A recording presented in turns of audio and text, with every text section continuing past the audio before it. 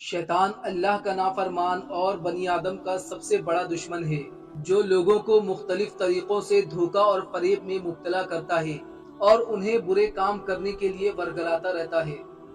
नाजरीन, कुरान और हदीस की रोशनी से ये पता चलता है कि शैतान सिर्फ एक मखलूक नहीं, बल्कि इब्लीस की एक पूरी नस्ल है, जिसके बेशुमार औलाद हैं। नाजरीन, बयान किया जाता है कि शैतान की कई औलादें हैं, जिसमें वल्हान, जो इबादतों और नमाजों में वसवसे डालता है, मसदूद, लोगों में अफवाह फैलाता है, वासिम, घर वालों में लड़ाइयाँ लगवाता है, मुर्राह, नाच गाने के गुनाहों को आम करता है, और इसी तरह इब्लीस के बेशुमार बेटे और पोते हैं, जो इसी तरह के कई कामों के लिए मुकर्रर हैं। उन्हीं शैतानों में से एक शैतान का नाम लाकीस है, जो दरअसल शैतान की बेटी है, जिसे इब्लीस ने एक खास मकसद के लिए कौम लूत की तरफ भेजा था। नाजरीन, कौम लूत तारीख की एक ताकतवर और मालदार कौम थी, जो उर्दून के इलाके में आबाद थी, जहां सरसब्जो शादाब वादियां थी, जिनमें सुदूम और उमोरा के नाम से दो इलाके आबाद थे।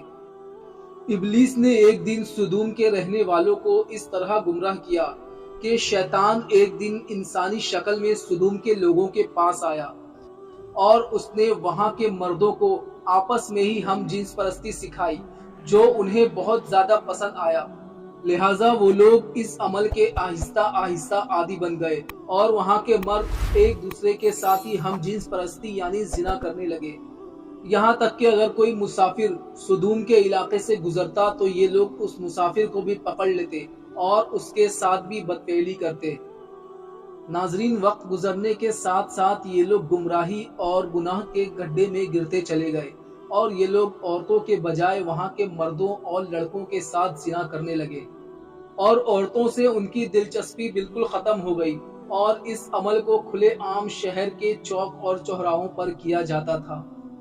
उनकी हर महफिल में मर्दों का डांस, उनके साथ जिना करना और उनकी अय्याशी उनका रोज का मामूल बन चुका था।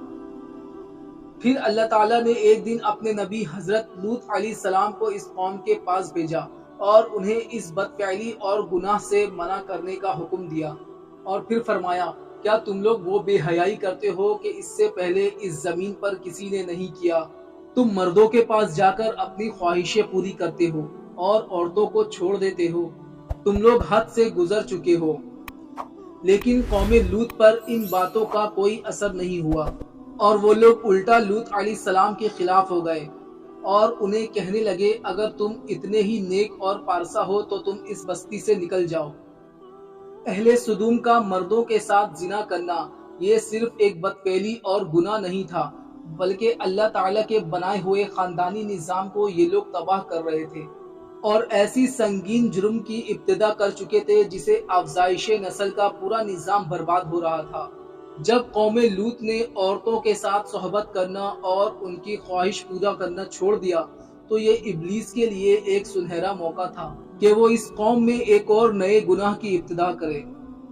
लिहाजा इब्लीस ने अपनी बेटी, जिसका नाम लाकीस था, उसे अहले सुदूम की तरफ भेजा। लाकीस इब्लीस और शैतान में सबसे ज्यादा हसीनो जमील और खूबसूरत शैतान थी। फिर इब्लीस ने लाकीस को हुक्म दिया कि वो एक खूबसूरत औरत की शक्ल में कौम लूत की उन औरतों के पास जाए जिनके मर्दों ने हम जिन्स परस्ती की वजह से उन औरतों को छोड़ दिया है और उन औरतों को जाकर हम जिन्स परस्ती सिखाए। लिहाजा लाकीस एक खूबसूरत औरत की शक्ल में उन औरतों के पास आई और उन्हें आकर कहने लगी कि मैं तबाह और बर्बाद हो गई कि मेरा शौहर मुझे छोड़कर एक नौजवान मर्द के पास जाता है और उससे अपनी ख्वाहिशें पूरी करता है। लिहाजा मेरी जवानी और मेरा हुस्न सब कुछ तबाह और बर्बाद हो गया। ये सुनकर कौम लूत की दीगर औरतें भी वाबेला करने लगी और अपने शोहरों को बुरा भला कहने लगी। फिर लाकीस ने उन औरतों से कहा कि हम भी अपने मर्दों से बेनियाज हो जाएंगे और उनकी तरफ रुग़बत भी ना करेंगे। हम सबको उन मर्दों की कोई जरूरत नहीं, हम अपनी ख्वाहिशात को आपस में ही पूरा कर सकते हैं। फिर उन सब औरतों ने लाकीस से पूछा कि हम ऐसा कैसे कर सकते हैं। پھر لاقیس قوم لوط کی سب سے زیادہ امیر اور حسین عورت کے پاس آئی اور اس کے ساتھ بدفعلی کی اور سدوم کی رہنے والی ان عورتوں کو بھی بدفعلی سکھایا۔ اس رئیس عورت کو یہ ہم جنس پرستی کا عمل بہت پسند آیا۔ پھر وہ عورت سدوم اور عمورہ کے رہنے والی عورتوں کے پاس گئی اور ان سب کو بھی اس بدفعلی کو کرنے کا کہا، اور عورتوں کے درمیان ہم جنس پرستی کا اس طریقے کا آغاز ہوا۔ جب ان مردوں کو پتہ چلا کہ ان کی عورتیں آپس میں ہی ہم جنس پرستی کر کے اپنی خواہشات پوری کر رہی ہیں، تو ان مردوں نے ان عورتوں کو منع نہیں کیا، بلکہ وہ بھی اپنی خواہشات کو مردوں سے پورا کرتے رہے اور وہ عورتیں بھی اس عمل کو دہراتی رہیں۔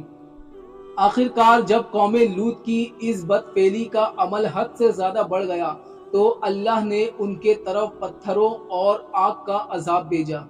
پھر سدوم اور عمورہ کی 5 بستیاں بالکل تباہ اور برباد ہو گئی۔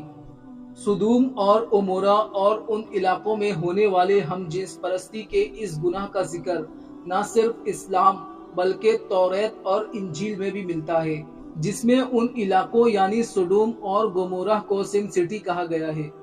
اس کے علاوہ یونان کے تاریخی ریکارڈ میں بھی سدوم کے اس عظیم گناہ کا ذکر ملتا ہے، جس کے مطابق ہم جنس پرستی کا آغاز سدوم اور عمورہ کے ہی گاؤں سے شروع ہوا تھا، اور پھر لاقیس یعنی ابلیس کی بیٹی نے اس گناہ کو اور بڑھاتے ہوئے وہاں کی عورتوں کو بھی ہم جنس پرستی سکھا دیا۔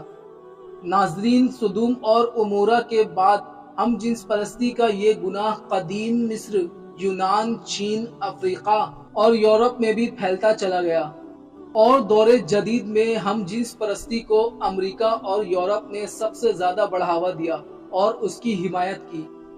ناظرین، اللہ تعالیٰ نے ہر انسان اور جاندار کے لیے نر اور مادہ جوڑے پیدا فرمائے ہیں، اور یہ نر اور مادہ جوڑے نسل کو بڑھانے کے لیے ہے، اور ان کا آپس میں ہم جنس پرستی قدرت کے قانون کے خلاف ہے۔ ویڈیو اچھی لگی تو ویڈیو کو لائک کریں اور چینل کو سبسکرائب کر دیں۔